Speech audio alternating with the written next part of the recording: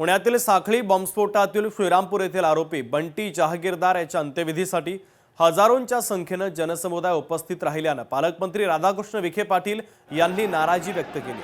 31च्या दुपारी बंटी जहागीरदार याच्यावर 2 दुचाकीस्वारांनी 3 गोळ्या झाडल्या होत्या। यात त्याची हत्या झाली। 1 जानेवारीला श्रीरामपूर मध्ये त्याचा अंत्यविधी पार पडताना हजारोंच्या संख्येने जनसमुदाय उपस्थित होता। यावर आता राधाकृष्ण विखे पाटील यांनी नाराजी व्यक्त केलेली आहे।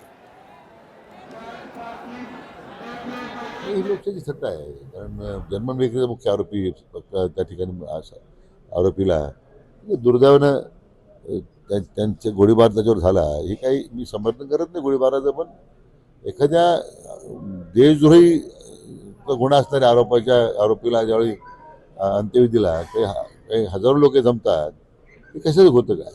हे निश्चितपणे आपल्या लोकशाहीची मला वाटतं लोकशाहीला अभिप्रेत नाही आहे। आणि मला वाटतं भविष्य काळामध्ये अशा गुन्हेगारी प्रवृत्तीला मग आश्रय मिळेल अशा प्रकारची आता शंका मनात निर्माण होते।